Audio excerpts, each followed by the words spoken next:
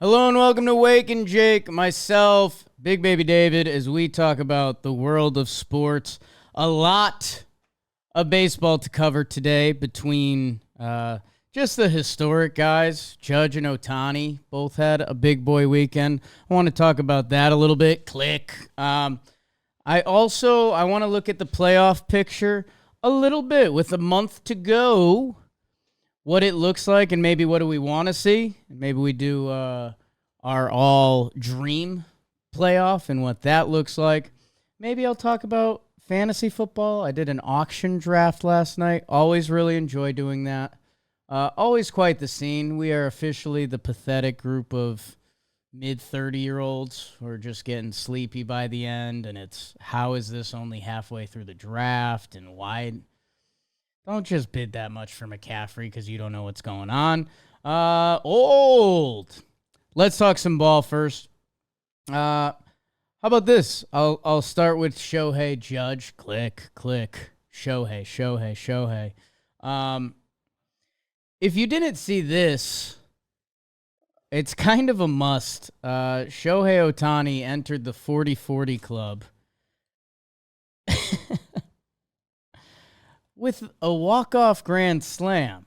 God, that doesn't... Walk-off grand slam doesn't happen a lot. 40-40 club doesn't happen a lot. So now it's him, Ronald Acuna Jr. So I guess that takes a little sting out of it. Remember, Ronnie went 40-68. Pretty unreal season. And with the stolen bases up, I think things got a little...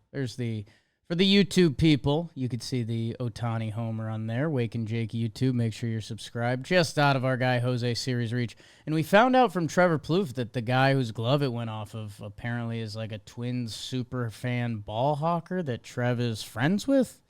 Trev's just been like friends with this guy for, at this point, like 15 years. Just not really sure what that's about. And excuse me, Acuna had 41-73 last year. He had 68 at the time he hit his 40th home run. Alfonso Soriano, 2006. God, I loved him. A-Rod, 98. Barry Bonds, 96. Jose Canseco in 1988. So still a very exclusive club. The kids probably know Jose Canseco for much different reasons now if they're familiar with Jose Canseco. But it's so funny. I remember, by the time I'm getting into baseball, 94, 95, 96, like still the lure of how good Jose Canseco was kind of mind-boggling. And he's, maybe one of the people that got hurt more by steroids than helped. I would have to talk to a doctor or someone about that because I have no clue. But Bonds, Rod, Acuna, Soriano, and now Shohei Ohtani. And just a reminder for those listening, Shohei Ohtani can pitch, and he's rehabbing. And boy, oh boy, is it going to be interesting. It's so tough, especially now knowing how media works. But I also like to think I know how competitors and front offices work that, we got video of Shohei Ohtani throwing. And my God, if that guy can throw for your team come the postseason, and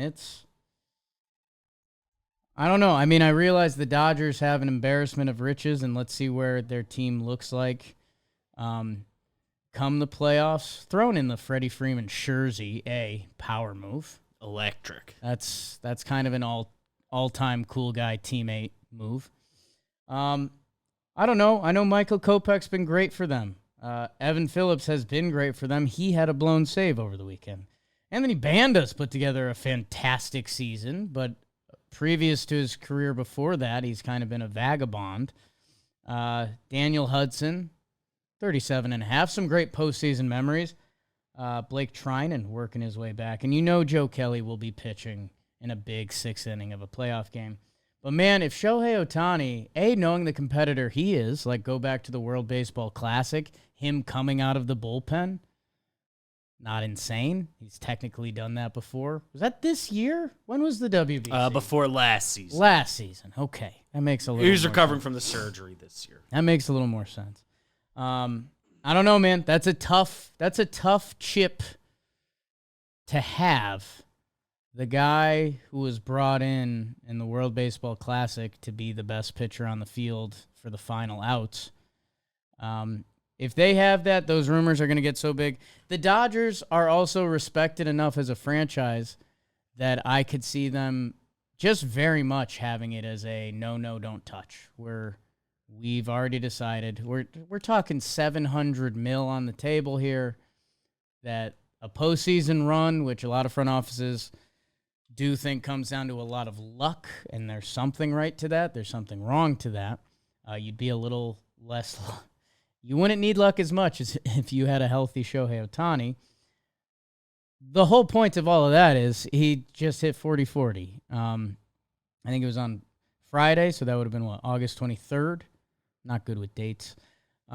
He's having an incredible season. It feels like he's going to walk to the MVP. Frankie Lindor is putting together an incredible season. So is Marcell Ozuna, but talk about a bad year to be putting together a DH season when Shohei's doing everything you're doing, a tick better, with 40 stolen bases.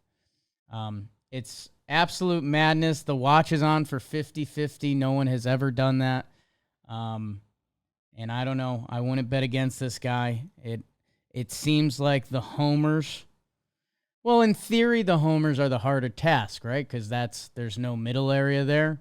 You either hit a home run or you do not. Do or do not. There is no try. Yoda for the kids. 40 stolen bases, it starts turning into, okay, if you get on, let's go, even if you get caught at that point, which it does deserve to be mentioned. 40 stolen bases, only 4 caught stealings.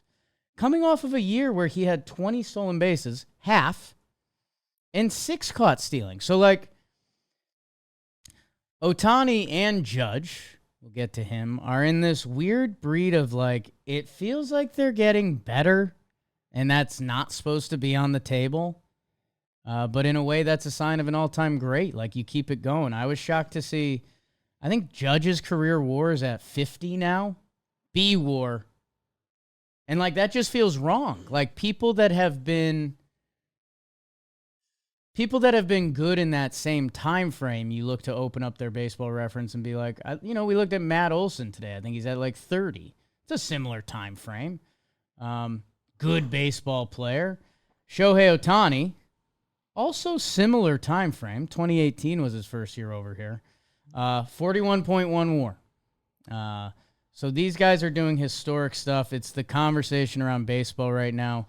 Did watch my guy Greg Amsinger give his starting 9 list that had Judge as the 9th best living player, because Willie Mays, R.I.P. He had Shohei as his number 1. So I don't know. Maybe Amsinger for clicks per usual.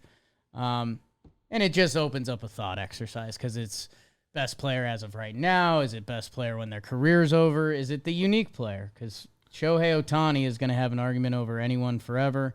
And if he goes 50-50 in the one season he doesn't pitch, this dude's going to have trump cards everywhere. One 50-50 season either. Shohei Ohtani. Pitches and hits at an elite level. Shohei Ohtani. He's got 2 MVPs in the bag. He's going to go in this year. So he's going to have 3 MVPs in the bag. And this is the season he didn't pitch. He led the National League in home runs last year. He's leading in home runs, RBI, runs, slugging, OPS, and OPS plus. He also led in slugging and OPS last year. So what Shohei's doing is absolutely insane. I always forget the speed thing. You guys have even probably heard me talk about it on here and Talkin Baseball, but when you say he hits the ball as far as anyone, he hits the ball overall OPS, which is supposed to be an all-encompassing stat. He does that better than anyone. He's hitting 292. He pitches as good as anyone can pitch. His fastball is about as hard as anyone can throw. His little split change there, as unhittable as a pitch as there is in baseball. And when I say all of that, and it still is in the realm of reality, okay, let's just say this guy's better. He's a better pitcher. He's a better hitter than you. He's faster too. It's nuts. That part has never fully computed for me. And if he puts up 50-50, it's a season we'll all remember. And we're starting to find a lot of check marks in why we'll remember this season. God. Aaron Judge. Mentioned him. New York Yankees. 50.8 career WAR. He's got a 9.4 WAR this season. Over the weekend, he hit his 50th homer. He hit his 49th, his 50th, and his 51st home run. His slash line is silly. I couldn't believe when I heard this morning he's hitting 333. That's elite. The MLB batting leaders right now, I think Witt's the only guy that has him at 347. So when I'm talking about all the things Shohei can do well, which, by the way, Shohei's like not out of the NL batting title. I mean, he'd have to go kind of nuts, but not really at all. Marcelo Zuna's hitting 305, leading the way. Arise at 303. I think he's sixth. Let me see. Let me get my NL stats right. That's always what I'm worried about. Yeah, Shohei is sixth in batting average. So not far off the pace, and he's a game away from jumping like two guys. Absolute insanity what these two people are doing. Aaron Judge is playing center field very casually, which is a position we designate on its own outside of the outfield because it's harder to play. 333 batting average, 51 home runs, 122 RBI. No one cares anymore. 106 walks, only behind his teammate Juan Soto. A 465 on base, a 736 slugging. His OPS on the year is now 1.2. The splits on him are crazy because, as everyone started pointing to, he did have a slow first month. His first month was 207, 340, a 754 OPS. So, yes, I mean, that OPS is in line with a great player's bad month. Yeah. The batting average, pretty low. But it's the rest of it that's just Looney Tunes. In the month of May, 1.39 OPS. I'll call it 1.4 for this. June, 1.37. 1.3s don't happen. That's not a thing for a month. It's a thing for a weekend. That's a thing for a blitzball tournament. 1.1 in July, down. That's his second worst month. 1.1, which would be most of the league's, I mean, not even best month, but a pipe dream. Like best most All-Stars' best months are almost there. In August, and this is where things get scary. 425 batting average, a 558 on base, a 986 slugging. That combines for a 1.544 OPS. We haven't really seen this before. When the names get brought up, there's Bonds, there's Ruth, there's Ted Williams. Even their bests don't come up against what Judge has been doing recently. There's something beautiful and majestic to it. He's a massive human. He's 6'7", 282. No shots fired at Shohei, who I think is probably listed 6'4". Oh, and I'm on Jamer Candelario's page. That does not help me currently. Although I liked his signing before the season, but he's been a little disappointing. Shohei listed 6'4", 210. That's a big guy. Broad shoulders. He is a big guy. He's a massive guy, but not as big as Aaron Judge. The way it almost feels like he has figured out the perfect contact approach with an uppercut swing, which maybe that sounds like an oxymoron, but because he's so massive, when he runs into it, the ball just explodes. Like it feels like one of those softball videos that goes viral every year or so of a guy like hitting a softball that just takes off because they catch it right. His strikeout rate is at a career low, So when you think about it that way, and it's the guy who one of the three guys who hits the ball harder than anybody else who's ever played baseball is now making more contact than ever before. Having one of the best seasons ever can make sense. It's a good formula, and I think that's the scary thing, and it's not how does this end. We're going to have plenty of time to talk about Shohei and Judge when they're old farts and how lucky we were to see it. I think it's going to be pretty cool to see them both get the MVP this year as they lead New York and L.A. into the playoffs. Oh, my God. Ooh. Aaron Judge, this literally giant of a human in New York City, New York or nowhere. Shohei Ohtani in L.A., like the bridge between like America and Asia, kind of. That's not really. I don't know, Seattle, Vancouver. What's your favorite West Coast city? Sound off. But the fact that those are the two biggest markets, the two biggest players, they are performing at a level that literally no one has done. I guess that's what needs to be said. Like, there's having great seasons. Like, wow, I think, talking fantasy football, this guy might run for 2,000. This guy might pass for 5,000. This guy's 50-50's never been done. The guy also pitches. He's currently not this year. Aaron Judge hit 62. 61 is one of the big numbers in baseball lore, and maybe it's not going to be anymore. Maybe that's going to be a number that kids laugh at if I say that sentence in a few years, because he's got 62 now. He's on pace for 63, his own record. And just a reminder, and maybe this will be an annual thing, because I did this in 2022, and I ended up being a little sad. But let's do it again. Because if you do home run leaders by season, all of the names that end up, oh my God, this list is hilarious. How have I ended up on Wikipedia? All of the names that are above Aaron Judge are directly connected to steroids. Like, not loosely. Not like they're the first names that come up when you think of guys accused of steroids. They're the faces. It's Bonds, it's Sosa, it's McGuire. That's it. What would the record feel like if that didn't exist? And I know we already played this game, and that's fine, whatever. But imagine if that record meant more. The 62. 61 was still that prestigious number. Babe Ruth, the Babe. Like the biggest icon in any sport. Him and MJ, probably. Debate that somewhere else. No thanks.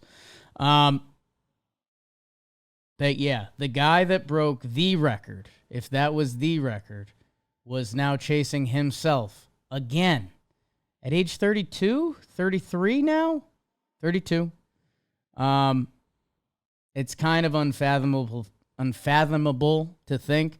And I think the crazier thing that we might land at the end of this year, if Judge keeps going at this pace, he would land mid-60s, high 60s. It's already become a storyline that is, if he had a regular-ish April, could he actually be chasing Bonds? Or 70? You know what 70 would have meant before McGuire and Bonds? It's just a not real number. It doesn't make sense. So, a little blessing from the baseball gods that we get to see this every day. A blessing and a curse that these two are doing it in separate divisions, so they each get MVPs, because my goodness, if they were doing this in the same division, it's probably what we'd be talking about every day. And what did we do in 22? I know. We did it. It was the same two cats. Just one was pitching on a losing team, and, well, hold on now. Shohei's numbers, because I was a Judge stan in 22 when he broke the home run record, partially because he carried that team. And this is so horribly rude to Ohtani, who in 2022, he had an 875 OPS, which is incredible. That's all-star level. And he pitched. He pitched to the tune of a 28 starts, a 2.33. Maybe I was wrong. Maybe I was right. Because the Yankees went to the postseason, and that was only because of Aaron Judge. The team was nothing. And I don't know. In my head, most valuable still has to mean something. Ohtani led in K per 9 that year. What an absolute freak show both of these guys are. About that. In the case of both of these guys, I mean, the year they are doing this has been offenses down. In general, this era of baseball is harder to hit in than ever with the way pitch design happens and the amount of relievers that get used. So the amount of times you get to see the same guy a third time is way down. Like in the historical context of this 6-year period of baseball, we'll see how the game changes moving forward. We did a whole episode on potential rules to bring back some third time through the order stuff, but they're doing this in this kind of year that offense is down and Ruth played against Columbus and the balls ain't juiced. Everyone that comes out of the bullpen throws 96 and change. It's special to watch. It was a special weekend. Judge getting over the 50 hump, that made things a lot more real for whatever reason.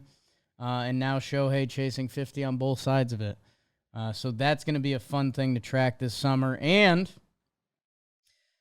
something that we've started to track, and I think we're going to be tracking more and more as the season goes, the playoff picture.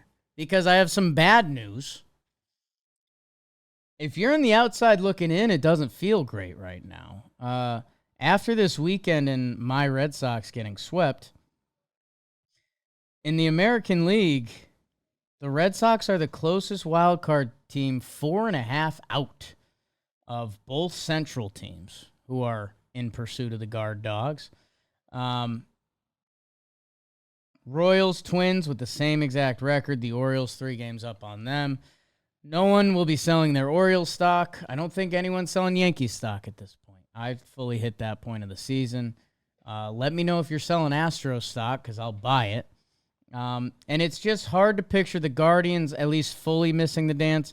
You can daydream of the Twins or Royals falling apart and missing, but in that daydream, you need the Red Sox or the Mariners to catch them, or the Rays or the Tigers. And the Red Sox pitching has been kind of what we thought the Red Sox pitching was going to be. They have come back to earth in a big way. I think I read a stat today in Talkin Baseball that Tanner Houck, the Red Sox have lost Tanner Houck's last 7 starts. He was a guy contending for the Cy Young for a bit. He had an incredible first half of the season. That's fallen off. Cutter Crawford, who had some numbers that were really nice, had fallen off. Their bullpen has really given up. And there were some numbers in like May, June about because the Red Sox overall starting pitching staff had gotten off to such a good start and all that with ERA wise. I believe as a team they had given up the most unearned runs because the defense ain't great, or at least as they were assembled early. They've gotten some guys back throughout the year, whatever. So there were signs that this was coming. Where are you, Trevor Story?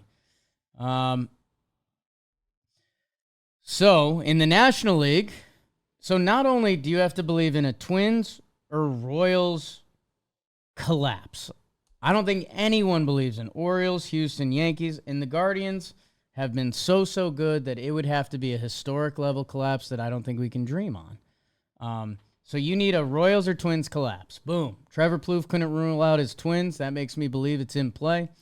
The Royals, everyone's been waiting. I just don't think they're gonna. That's a baseball town, and they have a formula that's happening.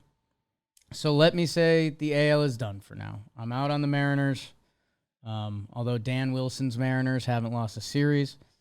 The Rays can't get out of their own way. The Tigers fighting for 500. Do what you want with that. And I don't think I can fully believe in Boston getting hot enough than those other 2 Central teams getting cold enough to get Boston in the mix. Let me keep the AL there for now. In the National League, Dodgers, Phillies, and the Brewers. Phillies have been dominant. Dodgers have been sneaky dominant without even being dominant, and now they might start being more dominant. The Brewers have a 10-game lead. Those three teams are locked in. They'll be in the playoffs in some fashion. The Arizona Diamondbacks and San Diego Padres. Sure.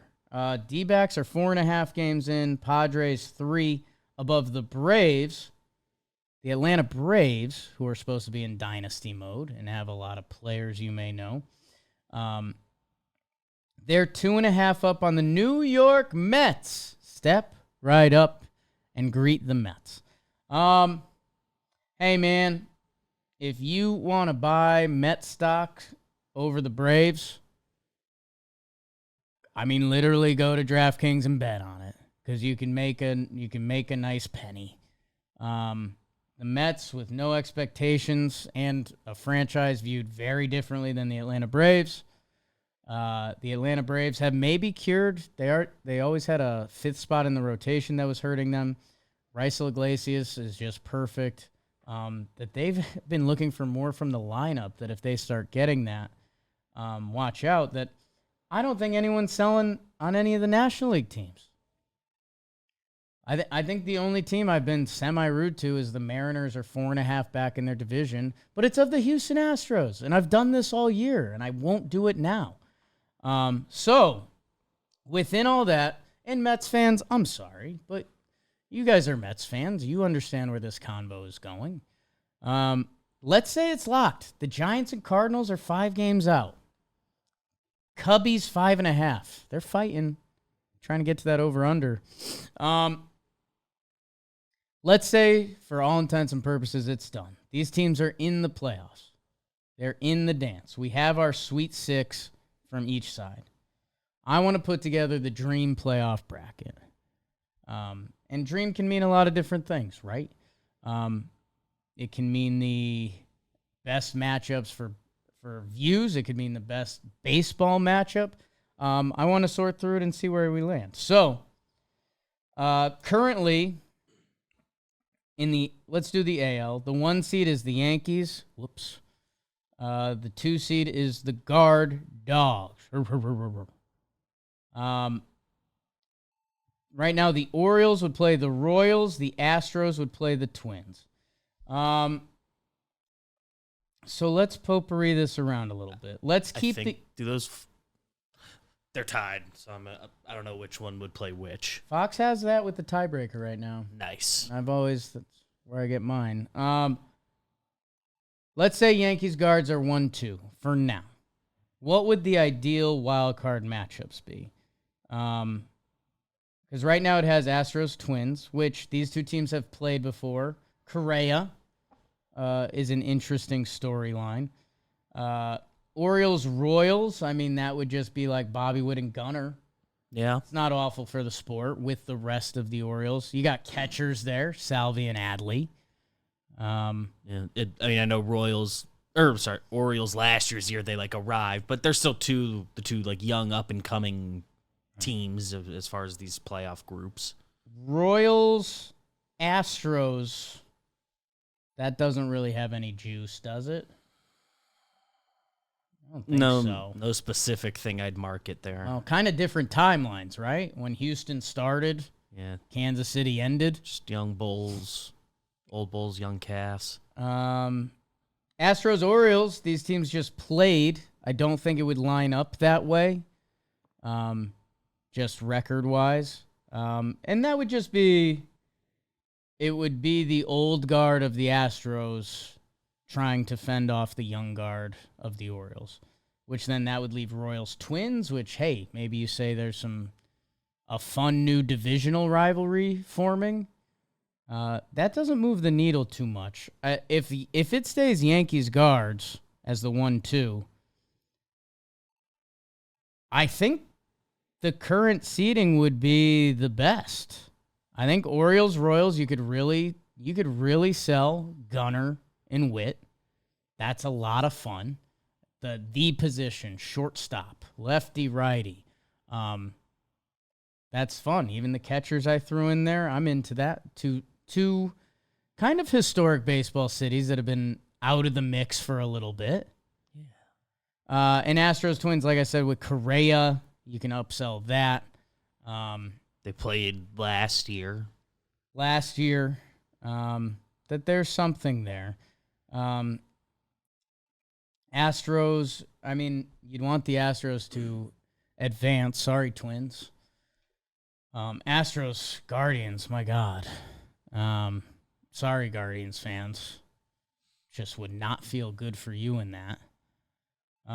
If it was Orioles-Royals, you'd also say Orioles, and that would set up a Yankees-Orioles ALDS.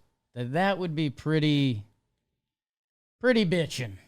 Not in an excited way. Not me as a Yankee fan like, yeah, give me that. But, I mean, Orioles, Yankees, you got some Jeffrey Mayer stuff in there. AL East, playoffs, turtlenecks.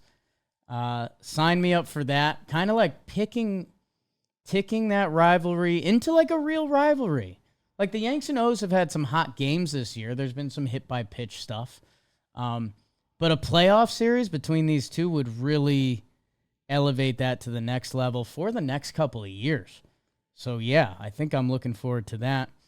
Guardians-Astros, that's a little light, and maybe that's rude to my Guards. And then essentially what? In the AL, that would set up Astros or Yankees and Orioles. I obviously have some bias in the situation. I think MLB views-wise, I think there's some bias in the situation. Orioles-Astros would be great. No qualms.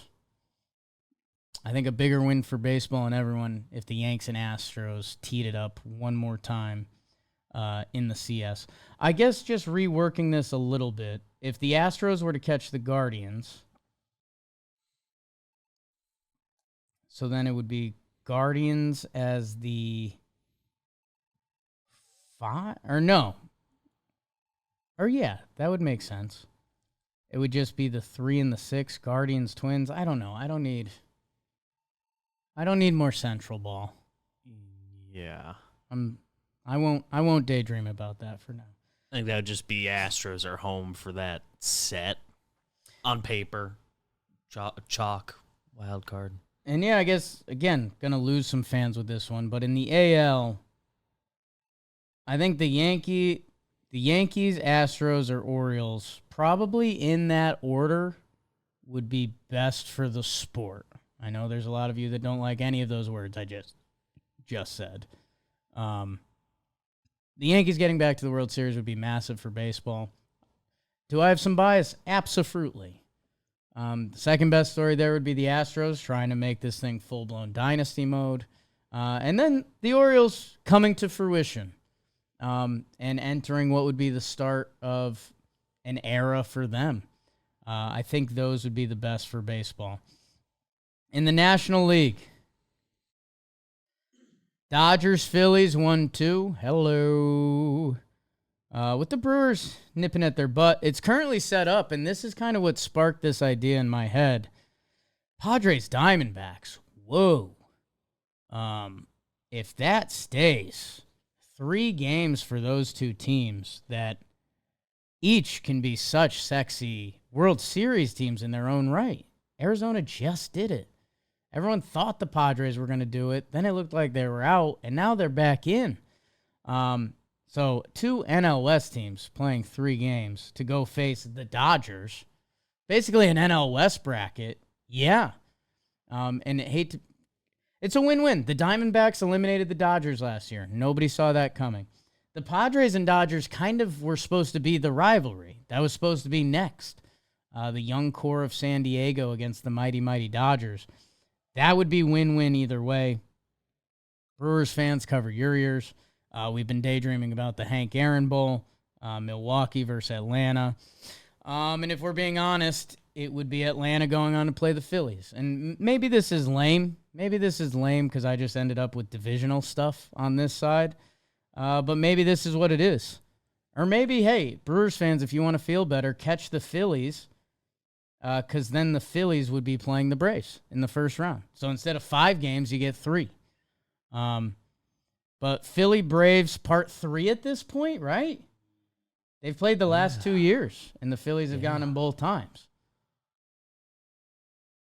Philly Braves Part 3. I think baseball would be psyched for that. And let's see. If we had to hodgepodge the pieces around, Padres, Phillies would be fun. Not a lot of animosity. D-backs Phillies. Last year's NLCS. That would have some good entertainment value there. Padres Phillies was previous year's NLCS, and that was a fun one. That was good. Okay, so anyone in the Phillies, basically. I guess this exercise ended in a sad place because I'm basically just being rude to Milwaukee. This became a little bit we're mean to the Central winners. I just became mean to the whole Central. Hey, I upsold the Royals. Bobby Witt. We marketed the Royals. Can we market the Brewers?